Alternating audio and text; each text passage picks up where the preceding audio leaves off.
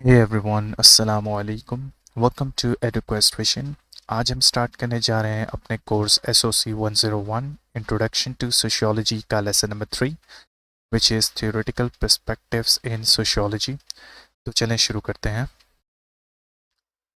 Facts never interpret themselves. हक़ाइक़ कभी खुद की तशरीह नहीं करते। To make sense out of life, we place our experiences, our facts into a framework of more or less related ideas. ज़िंदगी को समझने के लिए हम अपने तजुर्बात, अपने हक़ाइक़ को कमोबेश मुतल्लिक़ा ख़यालात के फ्रेमवर्क में रखते हैं। यानी हम अपने तजुर्बात को समझने के लिए उन्हें ऐसे ख़यालात और सोचों के साथ रिलेट करते हैं जो एक दूसरे से जुदा होते हैं। मसलन अगर आपको कोई अच्छी नौकरी मिलती है तो आप इस एक्सपीरियंस को अपने हार्ड वर्क और एजुकेशन के साथ रिलेट करते हैं और इसे नौकरी मिलने का बाइस समझते हैं। This gives us a way of interpreting them. ये हमें फैक्ट्स यानी हक़ाइक़ की तशरीह करने का एक तरीका फ़राहम करता है। Sociologists do this too, but they place their observations into a conceptual framework called a theory. Sociologists भी ऐसा करते हैं, लेकिन वो अपने मुशाहिदात को एक कॉन्सेप्चुअल यानी तसव्वुराती फ्रेमवर्क में रखते हैं, जिसे हम थ्योरी कहते हैं। A theory is a general statement about how some parts of the world fit together and how they work. एक थ्योरी एक जनरल स्टेटमेंट होती है कि कैसे दुनिया के कुछ हिस्सों को एक साथ फिट किया जाता है और कैसे ये काम करते हैं। It is an explanation of how two or more facts are related to one another. ये इस बात की वजाहत करता है कि कैसे दो या ज़्यादा हक़ाइक़ एक दूसरे से रिलेटेड हैं। Sociologists use three major theories: symbolic interactionism, functional analysis, and conflict theory. Sociologists तीन बड़ी थ्योरीज का इस्तेमाल करते हैं। Each theory is like a lens through which we can view social life. Her theory एक लेंस की तरह है जिससे हम समाजी ज़िंदगी को देख सकते हैं। यानी जब सोशियोलॉजिस्ट किसी माशरती वाक़यात या मसाइल को देखते हैं तो वो उन्हें समझने के लिए एक थ्योरी का इस्तेमाल करते हैं। तो यहाँ हम तीनों थ्योरीज़ के बारे में एग्जाम्पल से समझेंगे। पहली एग्जाम्पल है कॉन्फ्लिक्ट थ्योरी के बारे में। अगर एक सोशियोलॉजिस्ट गरीबी का मुताला करता है तो वो देखने की कोशिश करेगा कि लोगों के गरीब होने के पीछे क्या रीज़न्स हैं। उस सोशियोलॉजिस्ट की ऑब्जर्वेशन ये हो सकती है कि गरीबी अक्सर उन लोगों में होती है जो कम तालीम याफ्ता या ज़्यादा बेरोज़गारी वाले एरियाज़ में रहते हैं। इस ऑब्जर्वेशन को समझने के लिए सोशियोलॉजिस्ट एक थ्योरी का इस्तेमाल कर सकता है जैसे कॉन्फ्लिक्ट थ्योरी, जो कहती है कि माशरे में रिसोर्सेज, माल और तालीम अनइक्वल तौर पर डिवाइड होते हैं, जिससे इनइक्वालिटी और गरीबी पैदा होती है। यानी सोशियोलॉजिस्ट अपनी ऑब्जर्वेशंस गरीबी और उसके रीजंस को एक थ्योरी यानी कॉन्फ्लिक्ट थ्योरी के फ्रेमवर्क में डालकर ज़िंदगी के इन मसाइल को समझने की कोशिश करता है। दूसरी एग्जांपल है सिंबॉलिक इंटरेक्शनिज्म के बारे में। एक सोशियोलॉजिस्ट ये स्टडी कर सकता है कि पाकिस्तानी कल्चर में हाथ मिलाना इज़्ज़त का सिंबल है। वो ये देख सकता है कि किस तरह ये सिंबॉलिक जेस्चर्स मुख्तलिफ सोशल कॉन्टेक्स्ट में बदलते हैं, जैसे फॉर्मल मीटिंग में हाथ मिलाना और कैजुअल गैदरिंग्स में। सिंबॉलिक इंटरेक्शनिज्म के ज़रिए सोशियोलॉजिस्ट समझता है कि ये छोटी छोटी एक्शंस लोगों के रवैयों और माशरती ताल्लुकात में किरदार अदा करती हैं। लास्ट एग्जाम्पल है फंक्शनल एनालिसिस के बारे में। एक सोशियोलॉजिस्ट पाकिस्तानी ख़ानदान का मुतालिया कर सकता है और देख सकता है कि ख़ानदान के मुख्तलिफ अफराद, पेरेंट्स, बच्चे, ग्रैंड पेरेंट्स अपने अपने रोल कैसे निभाते हैं ताकि ख़ानदान और माशरे में एक हारमोनी बरकरार रहे। फॉर इंस्टेंस पेरेंट्स का रोल बच्चों को तालीम देना और उन्हें अच्छा इंसान बनाना होता है, जबकि ग्रैंड पेरेंट्स का रोल अखलाकी सपोर्ट देना होता है। फंक्शनल एनालिसिस के ज़रिए सोशियोलॉजिस्ट समझता है कि ये तमाम रोल्स कैसे ख़ानदान और सोसाइटी की स्टेबिलिटी और प्रोग्रेशन में मददगार होते हैं।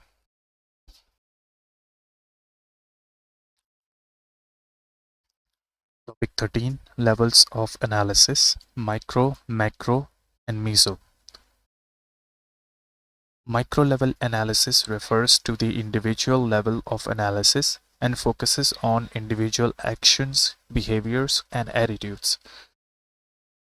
माइक्रो लेवल एनालिसिस फ़र्द के लेवल का एनालिसिस होता है और फ़र्द के एक्शंस यानी अमाल, बिहेवियर यानी तर्ज अमल और एटीट्यूड्स यानी रवैयों पर फोकस करता है। मिसाल के तौर पर हम एक टीचर और स्टूडेंट के बीच रोज़मर्रा की बातचीत और इंटरेक्शन को माइक्रो लेवल पर देखते हैं। Macro level analysis refers to the society level of analysis and focuses on large scale social structures and institutions.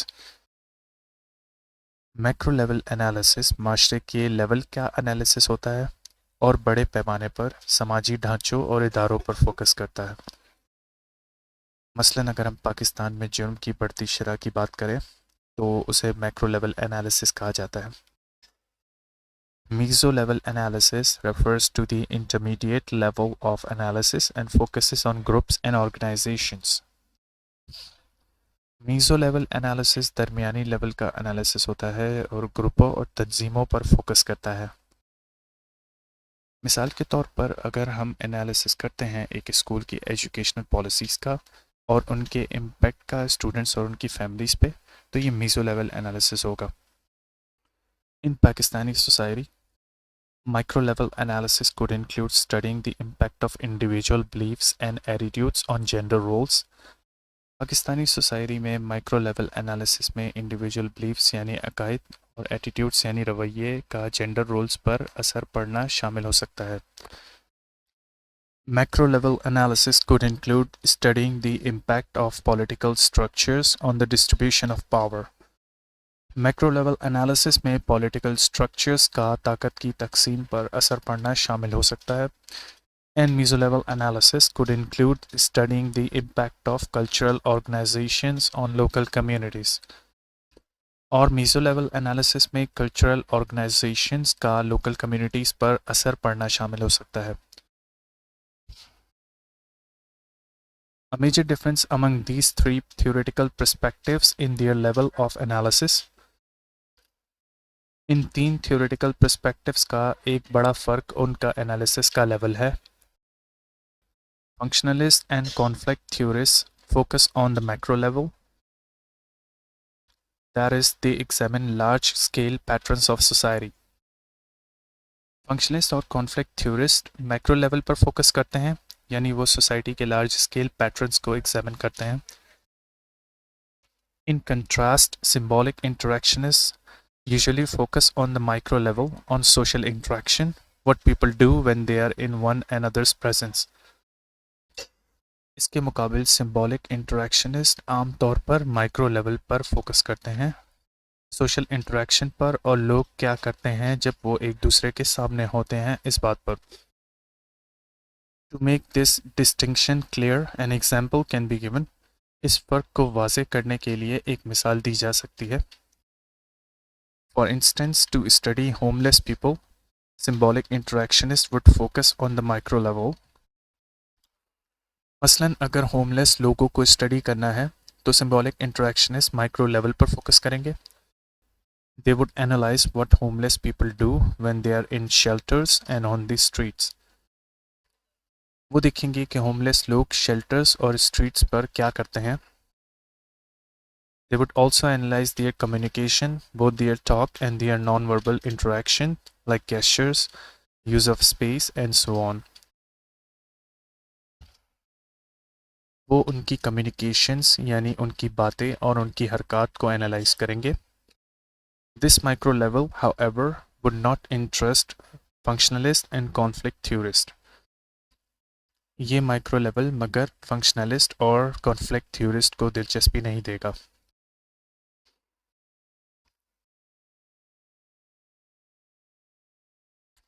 They would focus instead on the macro level, how changes in some parts of society increase homelessness.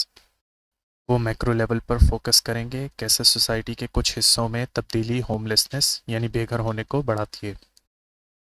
Functionalists might look at how jobs have dried up, that there is less need for unskilled labor and how millions of jobs have been transferred to workers overseas.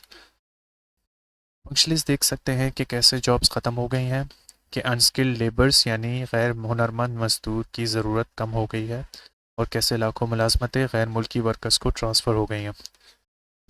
Or they might focus on changes in the family, how because of divorce and smaller families, many people who can't find work don't have others to fall back on.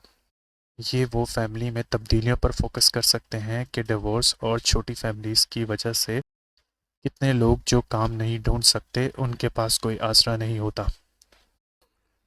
For their part, conflict theorists would stress the struggle between social and classes.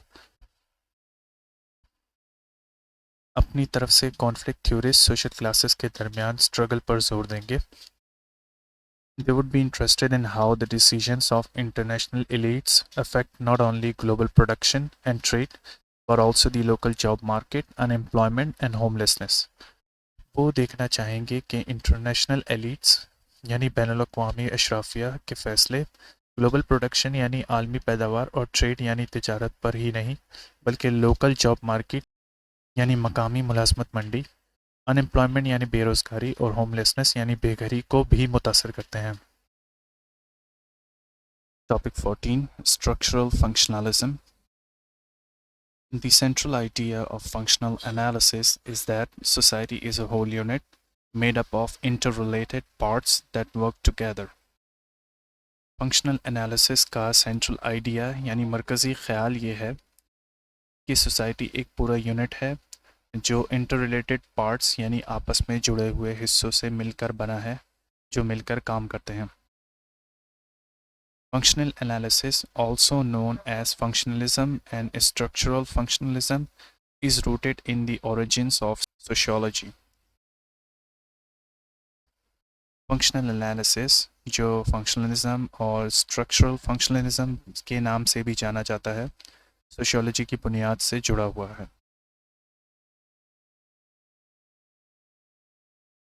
Auguste Comte and Herbert Spencer viewed society as a kind of living organism.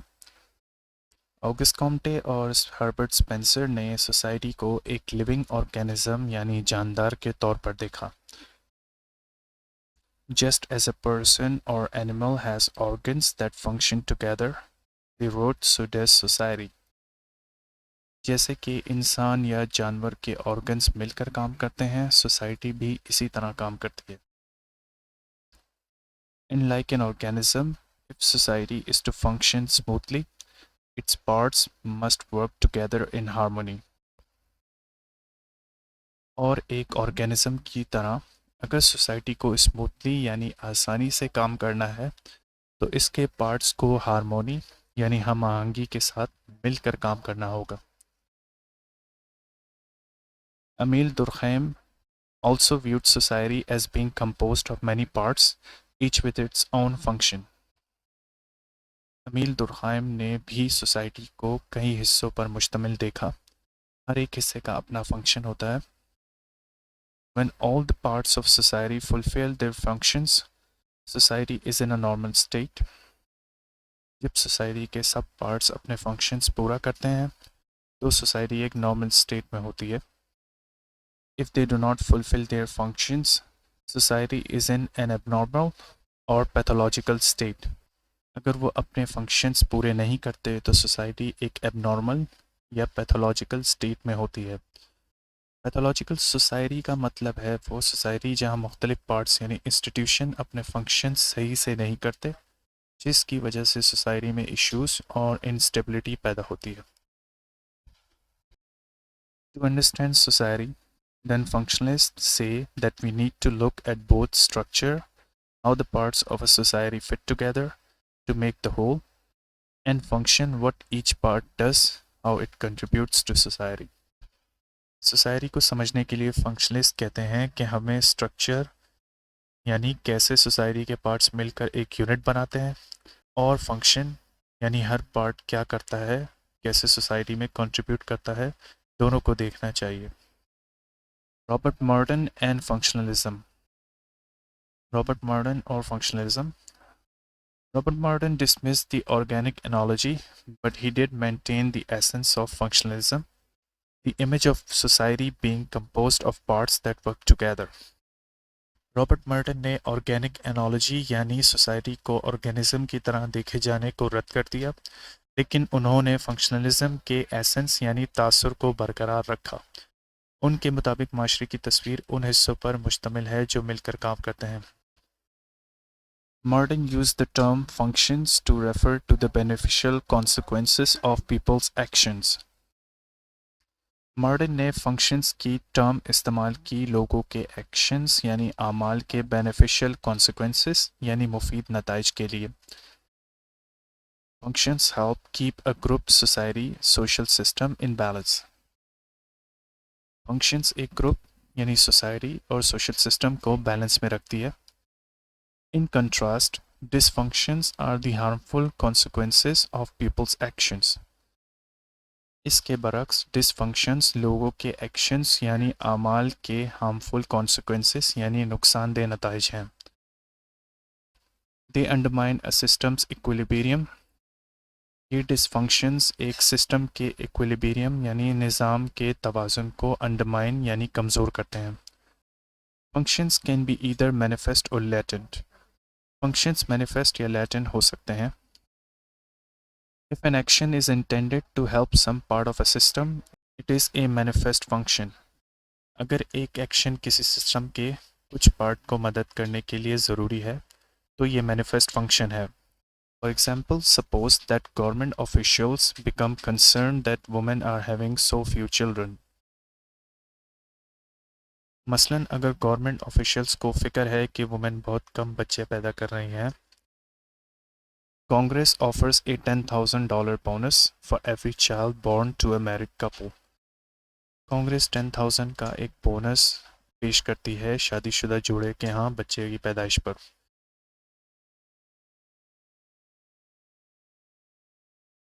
The intention or manifest function of the bonus is to increase childbearing within the family unit.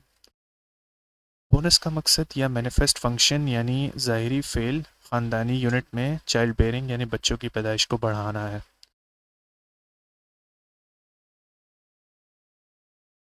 Morton pointed out that people's action can also have latent functions.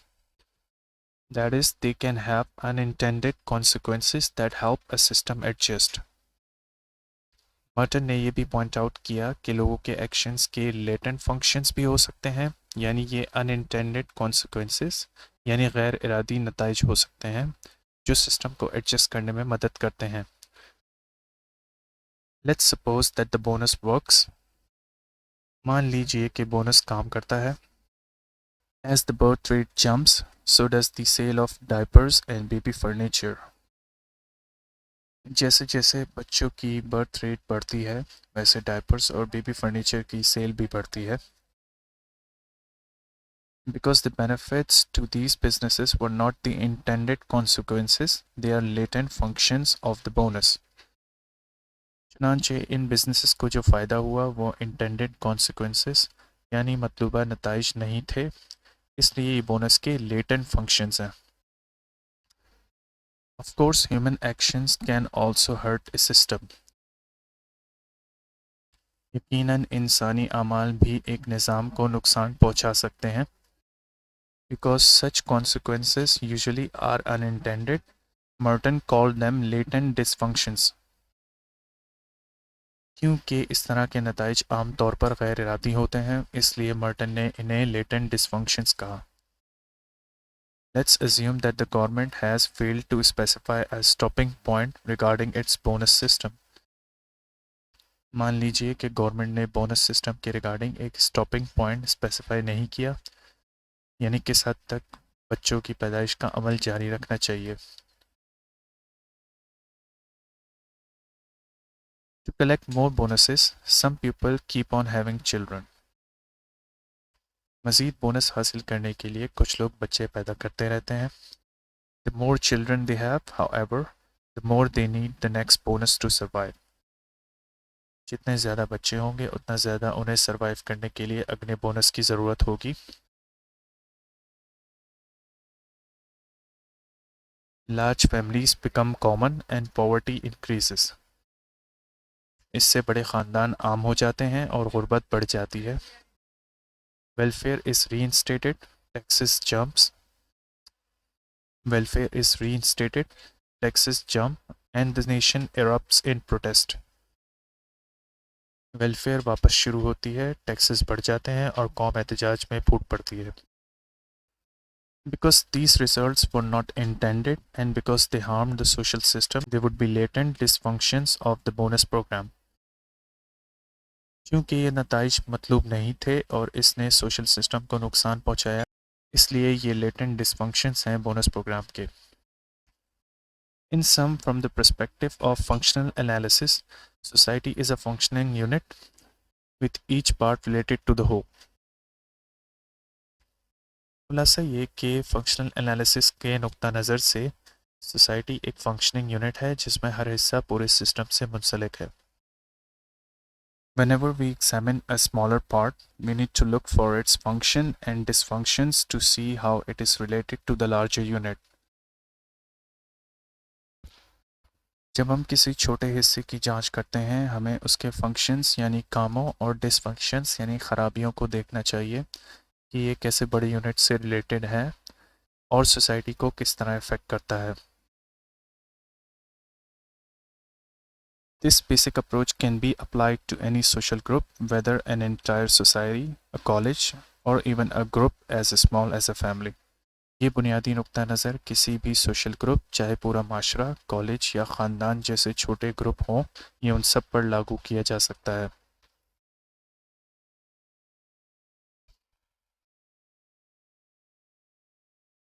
Topic 15. Conflict Theory. Conflict theory provides a third perspective on social life. Conflict theory एक तीसरा perspective provide करती है social life पर. Unlike the functionist who views society as a harmonious whole with its part working together, conflict theorists stress that society is composed of groups that are competing with one another for scarce resources. Functionalist के मुकाबिल जो society को एक harmonious whole यानी हम आहंग मजमूए के तौर पर देखते हैं, जहां जिसके हिस्से मिलकर काम करते हैं, लेकिन कॉन्फ्लिक्ट थ्योरिस्ट इस बात पर जोर देते हैं कि माशरा ऐसे ग्रोहों से मिलकर बना है जो स्कार्क रिसोर्सेस यानी कलील वसाइल के लिए एक दूसरे से मुकाबला करते हैं. कॉन्फ्लिक्ट मतलब तनाज़ा यानी सोशोलॉजिस्ट माशरे के तनाज़ात और ख़राबियों को सामने रखते हैं. The surface might show cooperation, but scratch that surface and you will find a struggle for power. बज़ाहिर सतह पर ताउन नज़र आ सकता है, लेकिन अगर उसे खरोच कर देखें तो आपको ताकत के लिए जद्दोजहद मिलेगी. इसकी मिसाल ये है कि अगर हम किसी इदारे या कंपनी का जायज़ा लें, तो बज़ाहिर अगर वो इदारा सही से काम कर रहा है, तो भी वहाँ के मुलाज़मों और इंतज़ामिया में कहीं ना कहीं आपको तकरार ज़रूर दिखाई देगी. Karl Marx and conflict theory. Karl Marx, the founder of conflict theory, witnessed the Industrial Revolution that transformed Europe. Karl Marx जो कि कॉन्फ्लिक्ट थ्योरी के बानी हैं, उसने इंडस्ट्रियल रेवोल्यूशन यानी सनती इनकलाब देखा जो यूरोप को तब्दील कर रहा था. He saw that peasants who had left the land to work in cities earned barely enough to eat. उन्होंने देखा कि जो किसान या देहाती लोग अपनी ज़मीन छोड़कर शहरों में काम के लिए आए, वो खाने के लिए बमुश्किल कमाते हैं. Things were so bad that the average worker died at age 30, the average wealthy person at age 50. हालात इतने ख़राब थे कि आम मजदूर औसतन 30 साल की उम्र में वफात पा जाते, जबकि अमीर आदमी 50 साल तक जिंदा रहता. Shocked by this suffering and exploitation, Marx began to analyze society and history. Marks ने इस तकलीफ़ और इस्तेहसाल को देखते हुए माशरे और तारीख़ का तज्ज़िया करना शुरू किया. As he did so, he developed conflict theory. इस तज्ज़िये के साथ उन्होंने कॉन्फ्लिक्ट थ्योरी यानी तनाज़ात के नज़रिए को तैयार किया. He concluded that the key to human history is class conflict. उनका कहना था कि इंसानी तारीख़ का की एलिमेंट यानी अहम उनसर क्लास कॉन्फ्लिक्ट है, यानी मुख्तलिफ तबकों के बीच तनाज़ा है. In each society, some small group controls the means of production and exploits those who are not in control.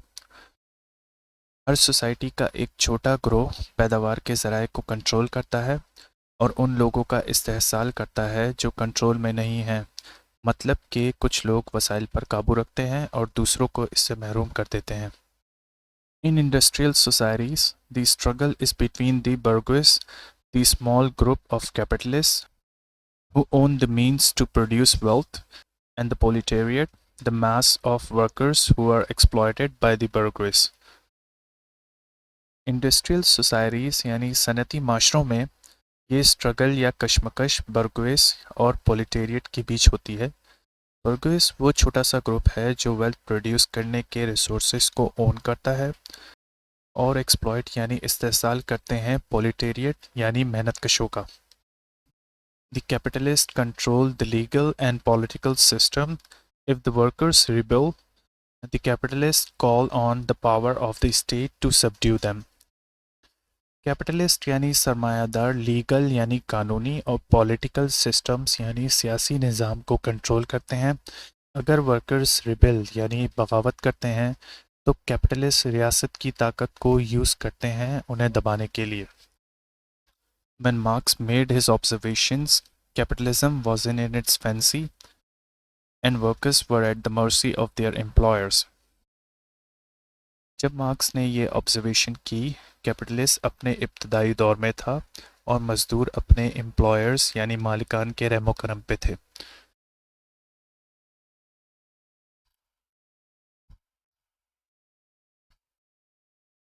Workers had none of what we take for granted today: minimum wages, 8-hour days, coffee breaks, 5-day work weeks, paid vacations and holidays, medical benefits, sick leave, unemployment compensation, social security, and for union workers, the right to strike.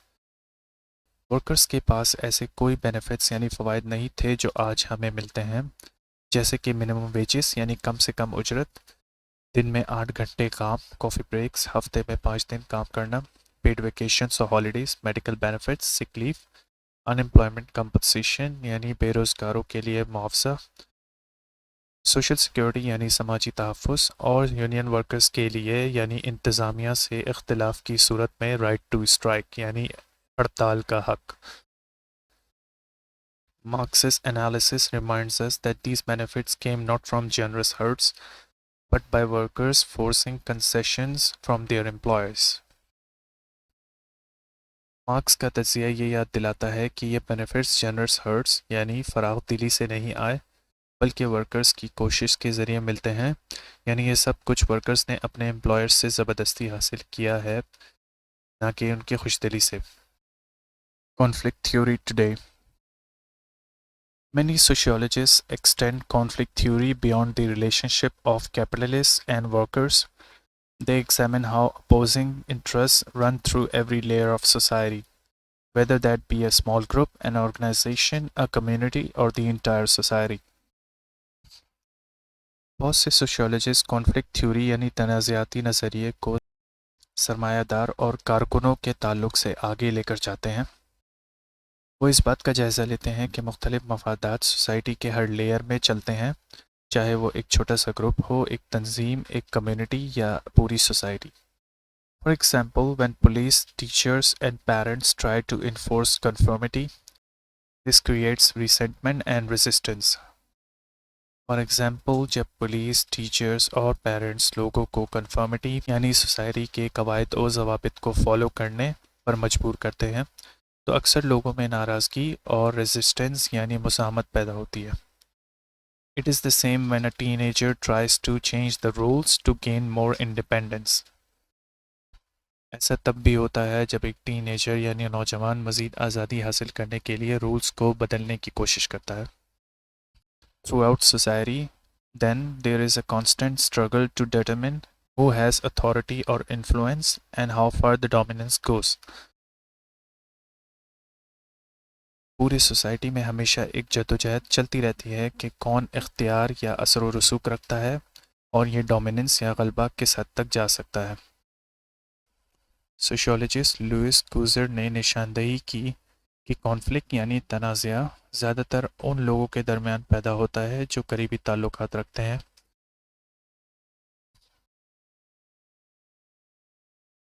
These people have worked out ways to distribute power and privilege, responsibilities and rewards. इन लोगों ने power और privilege यानी ताकत और बर्तरी, जिम्मेदारियां और इनामात को तकसीम करने के तरीके बनाए होते हैं. Any change in this arrangement can lead to hurt feelings, resentment and conflict. इस अरेंजमेंट यानी इंतज़ाम में कोई भी तब्दीली लोगों के जज्बात को ठेस पहुंचा सकती है और नाराज़गी और इख्तिलाफ का सबब बन सकती है. Even in intimate relationships, people are in a constant balancing act with conflict lying uneasily just beneath the surface. हत्ता के इंतहाई करीबी ताल्लुकात में लोग हमेशा एक बैलेंसिंग एक्ट में रहते हैं जहां कॉन्फ्लिक्ट सिर्फ ऊपरी सतह के नीचे छुपा होता है. यानी करीबी रिश्तों में भी लोग मुसलसल एक तवाज़ुन कायम रखे हुए होते हैं जहां तनाज़ात पर पर्दा डाल दिया जाता है लेकिन वो कभी भी फट सकता है.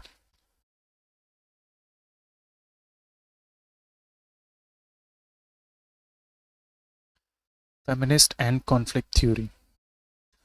Just as Marx examined conflict between capitalists and workers, many feminists analyze conflict between men and women. जैसे मार्क्स ने सरमायादार और मजदूरों के दरमियान कॉन्फ्लिक्ट का जायज़ा लिया, वैसे ही बहुत से फेमिनिस्ट यानी हुकूक नस्वा मर्दों और औरतों के दरमियान कॉन्फ्लिक्ट का तज्जिया करते हैं. Their primary focus is the historical, contemporary and global inequalities of men and women, and how the traditional dominance by men can be overcome to bring about equality of the sexes. उनकी बुनियादी तवज्जो मर्दों और औरतों की तारीख़ी, आजकल की और आलमी गैर मसावत पर होता है. वो इस बात पर भी फोकस करते हैं कि कैसे मर्दों की रवायती गलबे को ख़त्म करके मर्दों और औरतों में बराबरी लाई जा सके. Feminists are not united by the conflict perspective. Feminists सिर्फ conflict perspective के ज़रिए एक नहीं होते. However, they tackle a variety of topics and use whatever theory applies. वो मुख्तलिफ मौज़ूआत को समझते हैं और जो थ्योरी उन पर फिट आती है उसका इस्तेमाल करते हैं, जैसे कि फंक्शनल और सिंबॉलिक इंटरैक्शनिज्म थ्योरी भी फेमिनिस्ट यूज़ करते हैं. Topic 16. Symbolic Interactionism.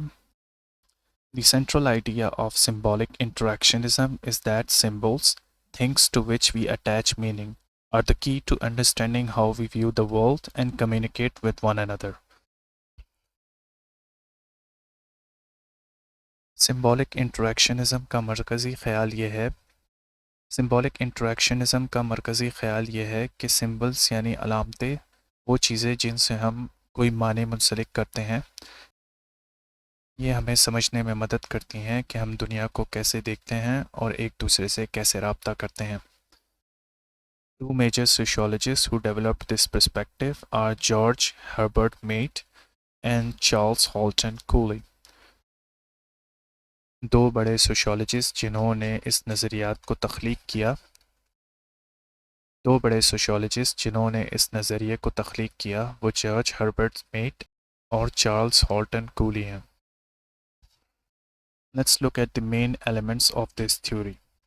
अब हम इस थ्योरी के अहम अनासर पर नज़र डालते हैं.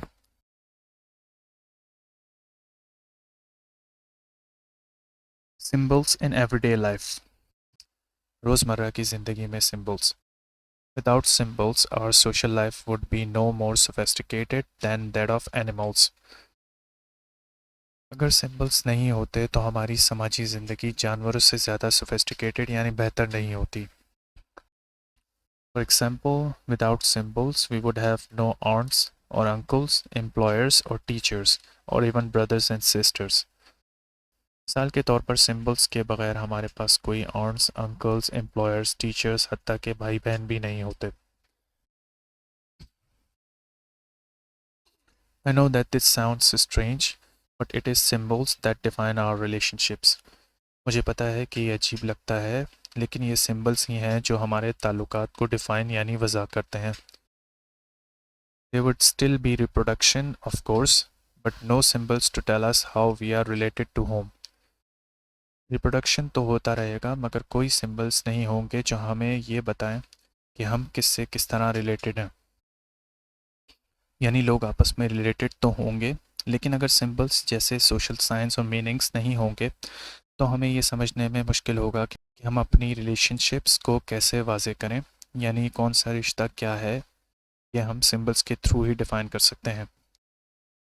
We would not know to whom we owe respect and obligations, or from whom we can expect privileges. Two elements that lie at the essence of human relationships. हम ये नहीं जान सकते कि हमें किसका कितना एहतराम करना है और कौन सी जिम्मेदारियां अदा करनी हैं और किस से हम मराद की उम्मीद रख सकते हैं। इंसानी ताल्लुकात के दो बुनियादी अहम उनसर हैं। Not only do relationships depend on symbols, but so does society itself. न सिर्फ ताल्लुकात सिंबल्स पर डिपेंड करते हैं बल्कि पूरी सोसाइटी भी इन्हीं सिंबल्स पर डिपेंड करती है। Without symbols, we could not coordinate our actions with those of others. Symbols के बगैर हम अपने आमाल को दूसरों के साथ कोऑर्डिनेट नहीं कर सकते। We could not make plans for a future day, time and place. हम मुस्तकबिल के दिन, वक्त और जगह के लिए मनसूबाबंदी नहीं कर सकते। Unable to specify times, materials, sizes or goals, we could not build bridges and highways. हम वक्त, मटेरियल्स यानी मवाद, साइजेस या गोल्स यानी अहदाफ को वाज़े नहीं कर सकते, इसलिए हम ब्रिजेस और हाईवेज भी नहीं बना सकते। Without symbols, we would have no movies or musical instruments, no hospitals, no government, no religion. Symbols के बगैर हमारे पास मूवीज़ या म्यूज़िकल इंस्ट्रूमेंट्स, हॉस्पिटल्स, गवर्नमेंट्स या मज़हब नहीं होता। The class you are taking could not exist, nor could this book. जो class तुम ले रहे हो वो भी एग्जिस्ट नहीं करती और ना ही ये किताब होती अगर सिंबल्स ना होते। On the positive side there would be no war. लेकिन एक मुनासिब पहलू ये है कि जंग भी नहीं होती।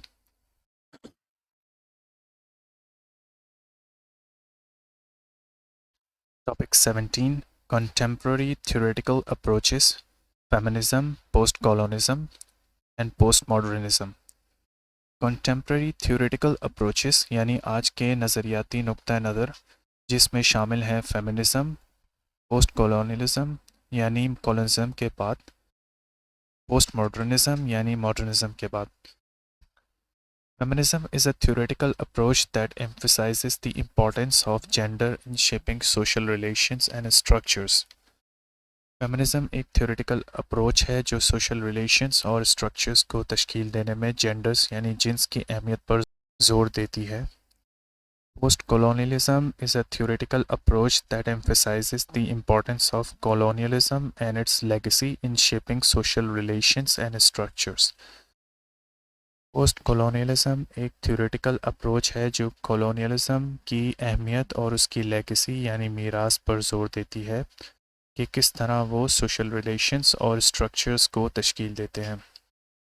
कॉलोनियलिज्म का मतलब है एक कंट्री का दूसरे कंट्री या रीजन को कंट्रोल करना और उसकी रिसोर्सेस यानी लैंड और लोगों को एक्सप्लॉइट करना। ये प्रोसेस अक्सर फोर्स और डोमिनेशन के ज़रिए किया जाता है, मिसाल के तौर पर जैसे कि आजकल पैलेस्टाइन में होता है। Postmodernism is a theoretical approach that emphasizes the importance of language and discourse in shaping social relations and structures. Postmodernism एक थ्योरेटिकल अप्रोच है जो ज़बान और गुफ्तगू की अहमियत पर जोर देती है कि किस तरह वो सोशल रिलेशंस और स्ट्रक्चर्स को तश्कील देते हैं। मॉडर्निज्म एक ऐसी मूवमेंट यानी तहरीक है जिसमें लोग पुराने तरीक़ों और अकायद को छोड़कर नए तरीके जैसे इनोवेशन यानी इजादात, रेशनैलिटी यानी अकली बुनियाद पर फैसले करना और प्रोग्रेसिविज़म यानी तरक्की पसंदी को अपनाया करते हैं। In Pakistani society, feminism could be applied to studying the impact of gender on social inequality. Post-colonialism could be applied to studying the legacy of British colonialism on social structures. And postmodernism could be applied to studying the impact of media and language on cultural norms and values.